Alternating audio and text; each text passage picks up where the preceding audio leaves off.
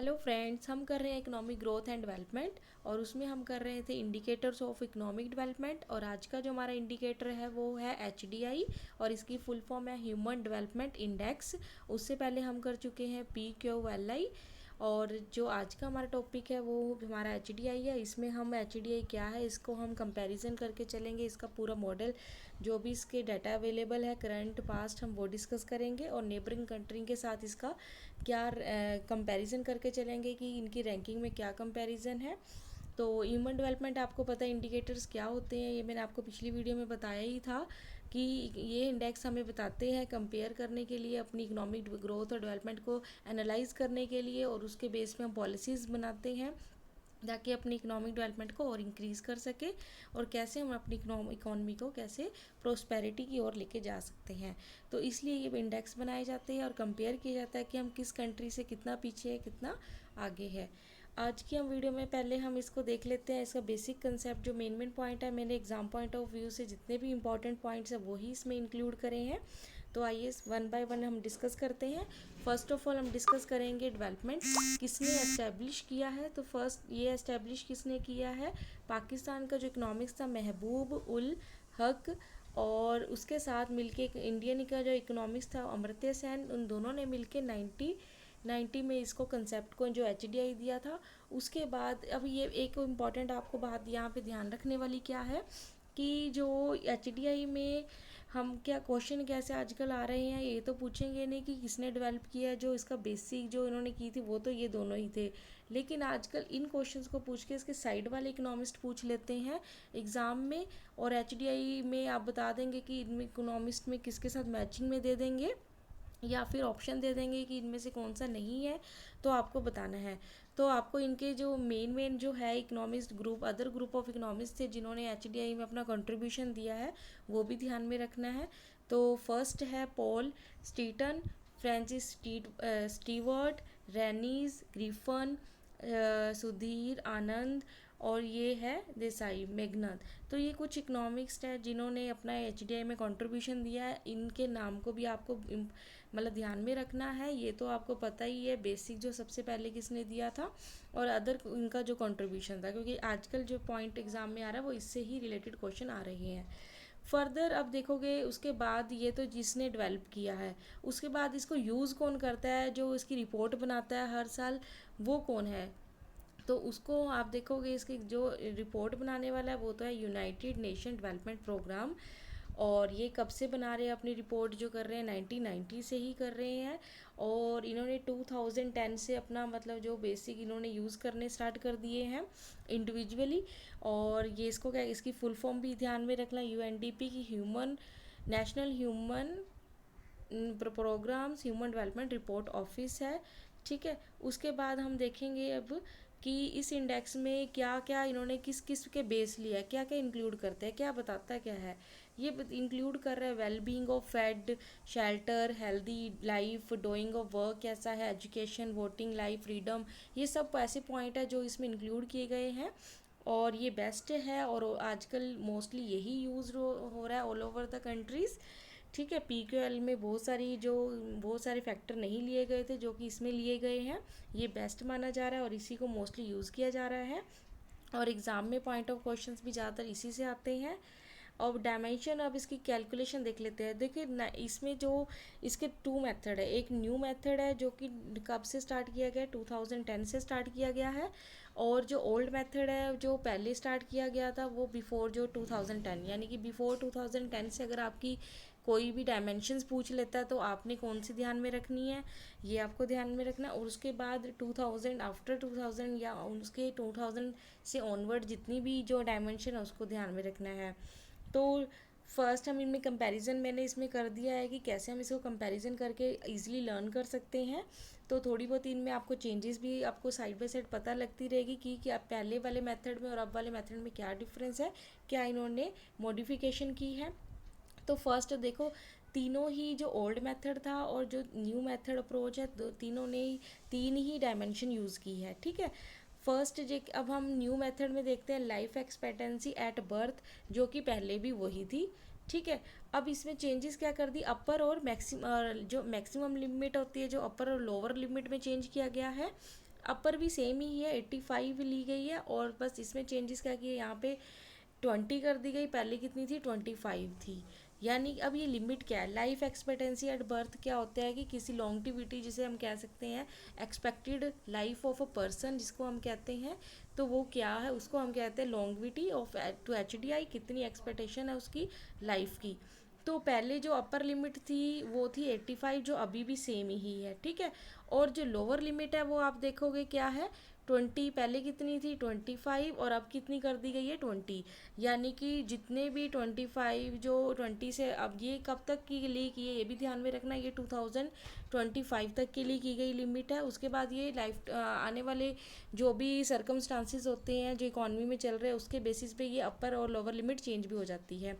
देखिए पहले वाला जो स्ट्रक्चर था वो जो उसकी थी उस पर बहुत सारे चेंजेस किए गए, लेकिन अब का जो रिलेटेड स्ट्रक्चर है वो अलग है, ठीक है।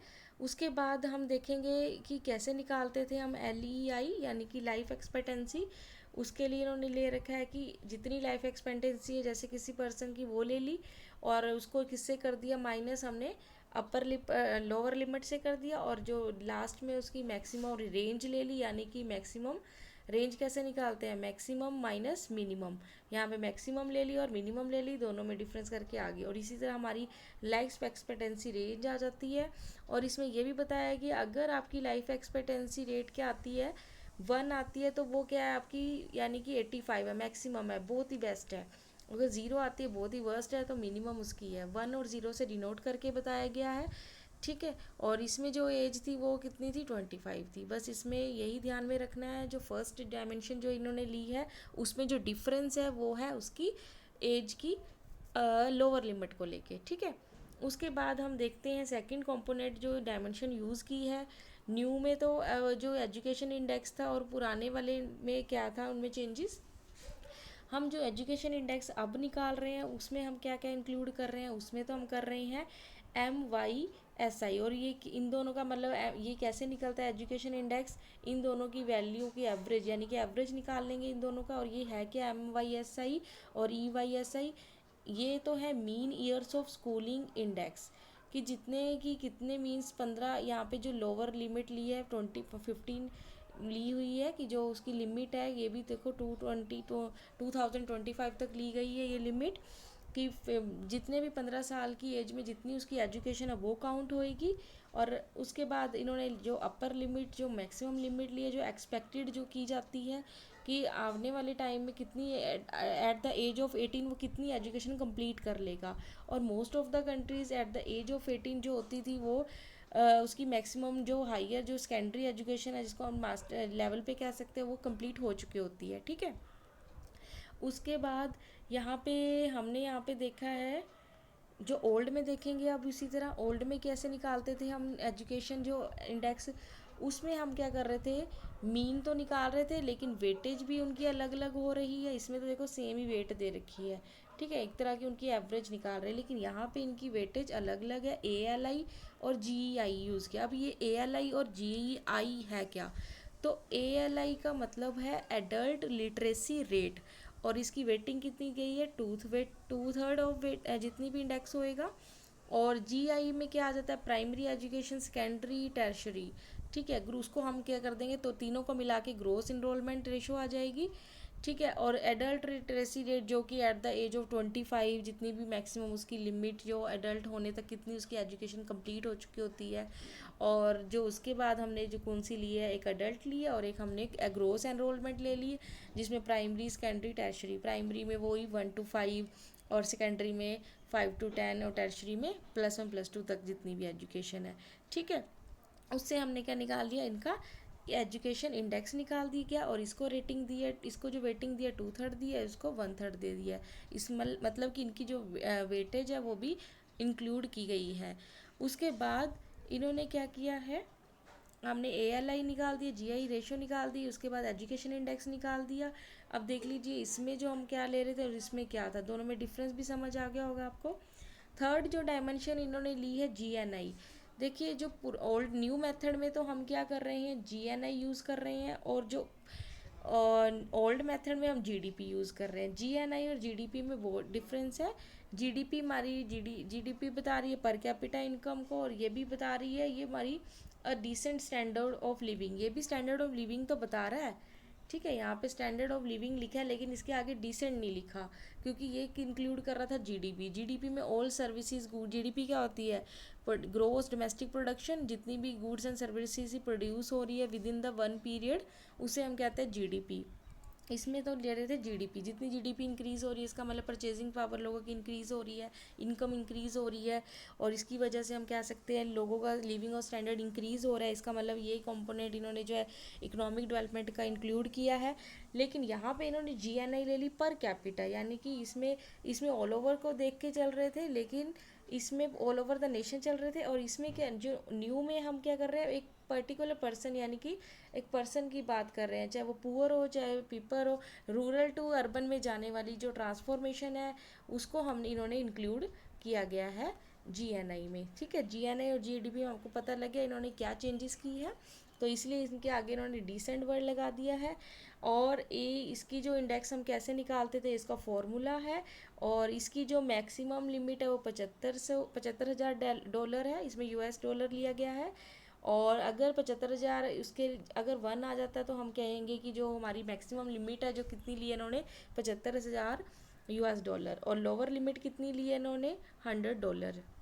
उसी तरह पिछले इंडेक्स में भी इन्होंने जो रेंज थी 0 to इंडेक्स की जो वैल्यू थी वो कितने लिए, इनकी जो लिमिट थी वो ये $40,000 थी। और पिछली बार देखोगे रेंज भी आपको देखोगे कि कम थी, है ना। जैसे जैसे इकोनॉमी में जो डेवलपमेंट है, जो क्रिटेरिया चेंज होता रहता है, तो उसके अकॉर्डिंगली जो बेसिक आप देखोगे सैलरी पहले क्या थी और अब सैलरी में कितना चेंजेस आ रहा है, तो उसके अकॉर्डिंग ये लिमिट को भी चेंज किया गया। और लिमिट का अब क्या कर दी गई, इंक्रीज़ कर दी गई, पहले 40 थी अब 75,000 कर दी गई है। ठीक है, उसके बाद हमने इन्होंने लास्ट में अब इनको अब 3 डायमेंशन हमारे पास निकल गई है, और अब हम एच डी आई निकालते हैं। एच डी आई कैसे निकालते हैं हम, इसका जो फॉर्मूला है और इसका फॉर्मूला तीनों में अलग है। पहले जो ओल्ड मेथड था उसमें एच डी आई हम कैसे निकालते थे, एवरेज मेथड से, यानी एवरेज यानी कि तीनों का सम कर देते थे, इक्वल वेटेज दे देते थे। ठीक है, जो भी हमने इंडेक्स की पहले सबकी वैल्यू निकाल लेंगे, लाइफ एक्सपेक्टेंसी, एजुकेशन, जीडीपी, उनको तीनों को प्लस करके डिवाइड बाय 3 कर देते थे, उससे आ जाती थी हमारी एच डी आई। लेकिन अब हम क्या कर रहे हैं, अब हम उसको अंडर रूट कर रहे हैं, और इन तीनों की वैल्यू को मल्टीप्लाई करके इनकी जो वैल्यू हम कैलकुलेट कर रहे हैं मेथड में भी इन्होंने चेंज कर दिया है। उसके बाद अब हम करेंगे इसकी कंपैरिजन। जो रैंकिंग है हम देख लेते हैं, जो करंट जो 2009 की जो रैंकिंग है और 18-17, वैसे तो 2009 ही इम्पॉर्टेंट होती है जो करंट रैंकिंग होती है, लेकिन मैंने प्रीवियस 3 इयर्स की ले ली है इसमें, 2009, 18 और 17 क्यों लिया मैंने, क्योंकि जो 2019 की जो रैंकिंग निकली है वो बेस किस पे है, 2018 की रिपोर्ट पे, यानी कि जो डाटा एनालाइज किया गया वो 2018 का लिया गया है। इसी तरह 2018 में किसका डाटा लिया गया, 2017 का, और रिपोर्ट जो रिलीज़ की जाती है वो उस ईयर में जो हमने ली गई है। ठीक है, तो यहाँ पे रिपोर्ट कौन सी हम देखेंगे, 2009 में जो इंडिया की रैंकिंग थी वो 129 है, यानी कि 1 पॉइंट अबव हो चुका है, प्लस हो चुका है। देखोगे आप प्रीवियस ईयर से चेंजेस जो आ रहा है +1 हो चुका है, यानी कि इम्प्रूवमेंट हो चुकी है हमारी। ठीक है, और जो टॉप किया है हमारी किस कंट्री ने किया, नॉर्वे ने किया है, और नॉर्वे ही मोस्ट ऑफ जितनी भी रैंकिंग है उसमें करती आ रही है। उसके बाद हम देखेंगे 2010 और 19, जो सबसे पहले जो बिफोर हो, यानी कि ये तो न्यू है जब एच डी आई, और ये ओल्ड एच डी आई है, उसमें क्या चेंजेस इसमें आई थी। ठीक है, तो हम वो देख लेते हैं। तो देखिए इसमें जो थी इंडिया की रैंकिंग वो थी 199, यानी कि 119 थी, और उसकी वैल्यू कितनी दे रखी है ये। अब आपको 90 की जो रैंकिंग है वो मुझे मिली नहीं है, सॉरी, आपको मुझे खुद ही अगर किसी को मिलती है तो कमेंट करके मुझे ज़रूर बताना। और यही आपका होमवर्क है आज का कि एच डी आई की रैंकिंग बतानी है 1990 की। और जो इसमें मैंने जो 2010 की थी वो तो इसमें निकल चुकी है 119, और इसकी वैल्यूज़ जो थी वो देख लीजिए दोनों की। जो 2010 की थी वो थी 0.51, यानी कि मीडियम में आ चुका है। मीडियम जो होता है इसका रैंकिंग, एक तो होता है बहुत ही टॉप और अब लास्ट, और हमारा इंडिया उसमें मीडियम में आ चुका था। लेकिन 90 में, जो 1990 में था उससे हम बिल्कुल मीडियम से भी लेस देन थे। जो हमारा लेवल लिविंग और स्टैंडर्ड हम कह सकते हैं कि जो हमारा इकोनॉमिक डेवलपमेंट था वो लोअर था, यानी कि हम अब जो इन सालों में जितना भी चेंजेस आ रहा है वो हमारी इम्प्रूवमेंट को शो कर रहा है। उसके बाद HDI ranking with neighbouring countries, जो आजकल हम देख रहे हैं कि इंडेक्स की जो वैल्यू निकलती है वो क्या कर रहे हैं हम, आजकल क्वेश्चन जो आ रहे हैं वो ज़्यादातर हमारा कंपैरिजन करके आ रहे हैं। चाइना, पाकिस्तान जो नेबरिंग कंट्री है उसकी रैंकिंग के साथ आ जाता है कि कई बार इंडिया की ना पूछ के चाइना, पाकिस्तान इसमें से क्वेश्चन आ रहे, इसलिए मैंने ये बहुत ही एग्ज़ाम पॉइंट ऑफ व्यू से भी इम्पॉर्टेंट है। इसलिए इंडिया की रैंकिंग तो सभी को पता ही होता है, लेकिन आजकल वो अगर कॉम्प्लिकेट करना है क्वेश्चंस को तो वो दे सकता है आपको नेबरिंग कंट्री की रैंकिंग। तो आपको इंडिया की रैंक के साथ साथ इसकी नेबरिंग कंट्री की रैंकिंग को भी ध्यान में रखना है। तो टोटल ये मैंने 2000 लेटेस्ट ही लिया है, इसमें तो ओल्ड नहीं पूछ सकता, इसलिए मैंने 2019 लिया है जो 2018 की बेस्ड पे डाटा पे है। इसमें टोटल जो कंट्रीज थी 189 थी। अब देख लेते हैं चाइना की कितनी थी, 85 रैंक आया है, यानी कि बहुत ही अच्छा लेवल आया है। उसकी वैल्यू यानी कि हाई जीडीपी है, यानी कि हाई डेवलपमेंट है, बेस्ट माना जाता है क्योंकि इसकी बहुत ही अच्छी वैल्यू है, यानी कि नियर बाय 1 ही कह लीजिए, और 1 यानी कि बेस्ट परफॉर्मेंस है। ठीक है। और पाकिस्तान की 152 है जो कि हमसे भी पीछे है, यानी कि इंडिया की कितनी थी आप ध्यान में रखना, 129। और यहाँ पे जो अब इंडिया से जो किस में देखो, यहाँ पे जितनी भी नेबरिंग कंट्री है श्रीलंका को छोड़ के और चाइना को छोड़ के बाकी सबसे इंडिया बेटर परफॉर्मेंस कर रहा है नेबरिंग कंट्री के साथ। ठीक है। बाकियों की जो है पाकिस्तान की 152, बांग्लादेश की 135, श्रीलंका की 71 है, चाइना से भी बेस्ट मानी गई है। उसके बाद भूटान, बांग्ला, म्यांमार की है। ठीक है। अब आ जाते हैं मेरिट और इसकी डी मेरिट्स पे। हम देखेंगे जो इंडेक्स है उसमें क्या मेरिट और डी मेरिट्स है। मेरिट तो इसकी ये है कि इसने कुछ जैसे सोशल फैक्टर को जो एजुकेशन है वो लिया गया है, लाइफ एक्सपेक्टेंसी, ये दोनों ही हमारे सोशल फैक्टर है जो इकोनॉमिक डेवलपमेंट के लिए बहुत ही जो मेन कंपोनेंट लिए गए हैं।